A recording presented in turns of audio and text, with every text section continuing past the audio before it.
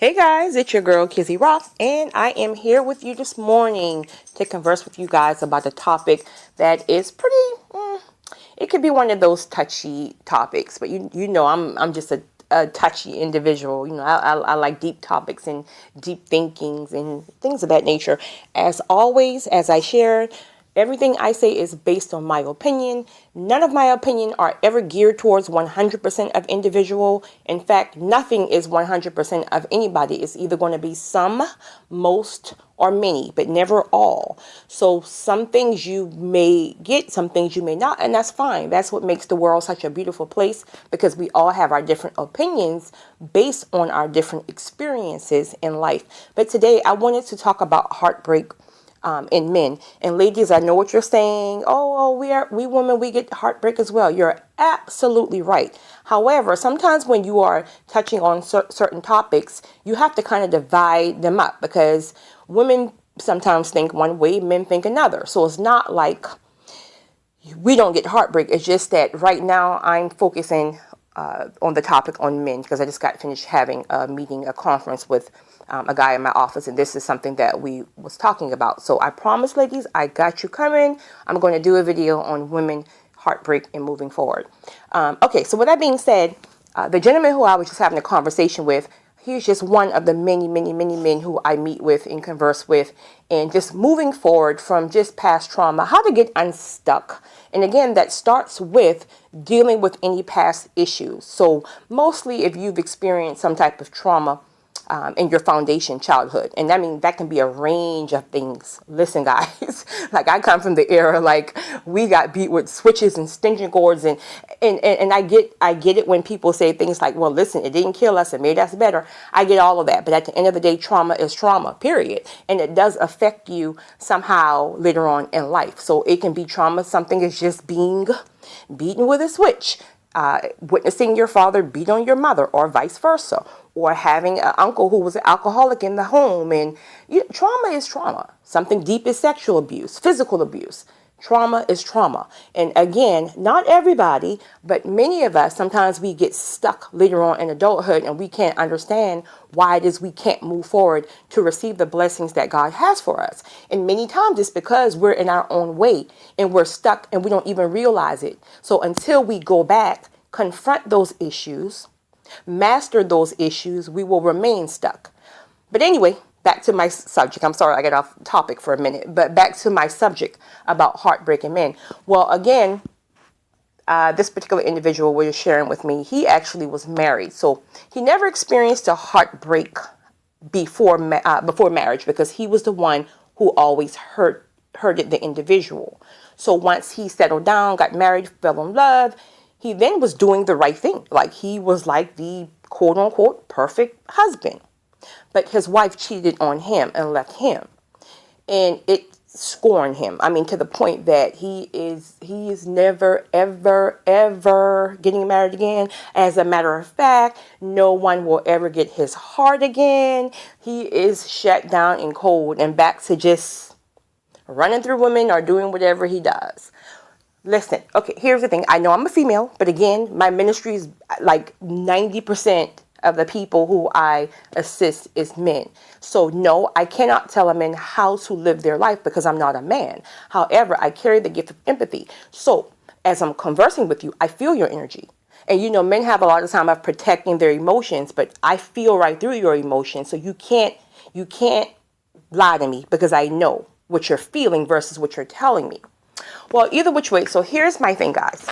Now, this is going to gear to men and women.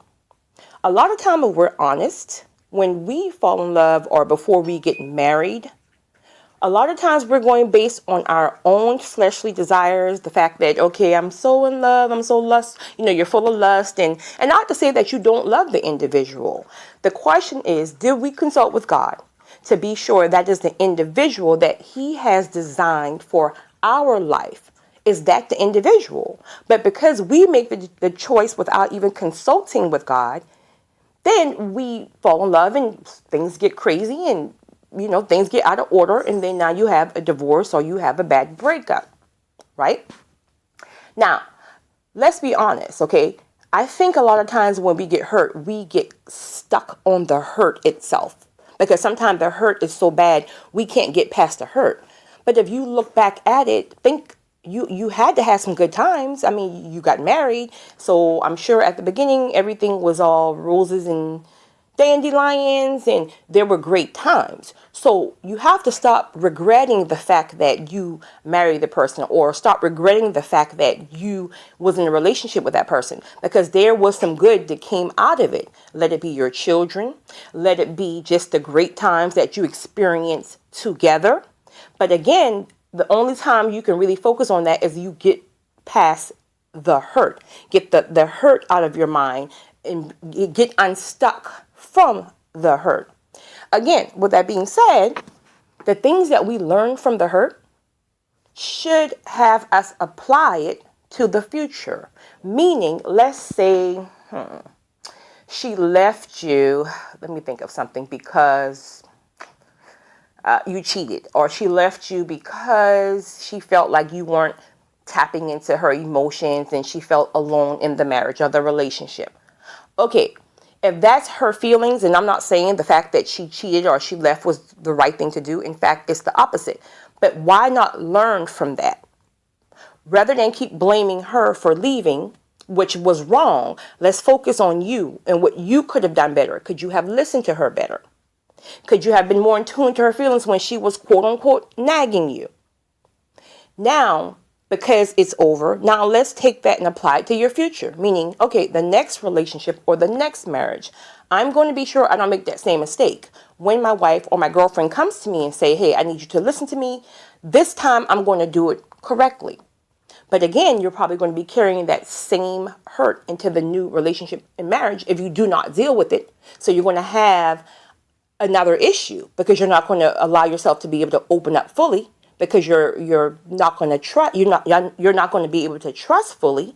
So now you have another scenario. So that's why it's important to stay single for a while. Not only men, women too, but men kind of have a tendency of just, rather than sitting and dealing with that pain, they rather go ahead and lay up with something else just to kind of get over, they think that's how they're getting over it, but you're not. You're just sweeping that hurt under the rug. And you're truly, truly not getting over that pain, facing and masking that pain and clearing those toxins out of your system, so that when God does bring that right person, you will then be able to love her fully and fearless. Now, here's another thing, and this is my own personal belief. We have to stop putting so much trust in people. People is just people. With that being said, if we know God is the only perfect being, then how in the world can we put 100% trust in people? You have to also protect your heart. And that's not saying, okay, you don't trust your mate or you're not supposed to trust your mate. I'm just saying you can trust somebody, but at the end of the day, you still have to leave, even if it's only 1%, you have to leave something there for human error. Because if you're putting 100% trust into an individual, if that person should hurt you, it's going to break you down so bad, because you literally didn't protect your heart. So protecting your heart doesn't mean you can't trust anyone. Protecting your heart just means you need to also be wise to realize that at the end of the day, we're all human. Also, it's important to trust the fact that, okay, even though I may not be able to trust somebody 100%, I can trust the fact that if this person was to hurt me, it will be God who will help get me through this pain. Meaning, he helped get you through the pain the first time, maybe not. So if you haven't, then you need to work on that process. But you have to put your trust in God, knowing that he will help get you through the situation, not the person. Listen, we all are out here fighting our own demons. Some of us came from hell. Some of us came from the perfect background.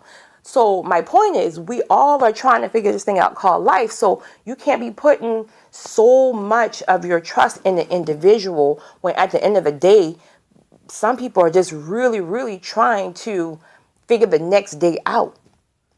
But I just want to, encourage somebody about moving forward, because I don't believe that we should be stuck and hurt to a point that we're afraid to ever move on again. yeah, you do need to take some time, deal with yourself, take some time, deal with certain traumas, take some time and to dissect, the relationship, how it went wrong. And I'm going to be honest. Once you get to that point where you sit in it and you realize, like, you know what? Okay, I wasn't perfect. Because, come on now, if you're going to be honest, you wasn't perfect either. Now, I don't care how bad she hurt you, who left who. You have to take accountability to know that there were some things that you could have done differently as well. When you're able to decipher that and really contemplate on that, truth be told, you eventually will get to a point where you're able to sit down and have a conversation with your ex and be like, listen, I had to do it. I did it a couple of years ago. I didn't want to, but I know I needed to release him because I can tell he was still holding on to the hurt, and he was still upset with himself, for just doing whatever he do. But I realized that I had to help release him in order for him to move on and leave me alone. So I was able to truly sit down and have a conversation. And it's hard because sometimes they're going to keep pointing the finger at you. That's okay. You have to be in control of that conversation and that situation, because remind you, you're doing this to free yourself as well as free them, but to mainly free yourself. And I was able to sit down and say, listen, I forgive you. I forgive you for not knowing how to love me. You came from a background where your father was basically, Papa was a Rolling Stone type mentality, beat on mom, that type of whole scenario. You didn't know how to love me. I know you love me, but you didn't know how to love me. I, on my end, apologizing for constantly becoming out of character when you would trigger me. Yeah, you triggered me, but my reaction is still my responsibility. And I went on, and those are just a few different type of things. But when you're able to have that conversation with each other, listen, it's going to free you. It's going to make him want you more. He's going to start calling and harassing your nerve. But child, don't fall for that foolishness. If God wanted us to go backwards, he would have our feet on the opposite way. Life is about moving forward. You live and you learn and you move forward. But you have to get unstuck. You have to forgive. You have to get to the point where you are able to move forward. Life is not about living full of fear. No, you got to be fearless in this thing. It's a gamble every day that you wake up. So why not gamble, for your true happiness and to find that individual that God truly, truly, truly have for you, that he chooses, not that you choose. So I just want to encourage some of you to just get to the point, get out of your own way, because when you find that one, like so many other doors are going to be open. So you guys keep moving, keep pushing forward, keep being positive, keep being strong, because the best is yet to come. It's your girl, Kizzy Rock.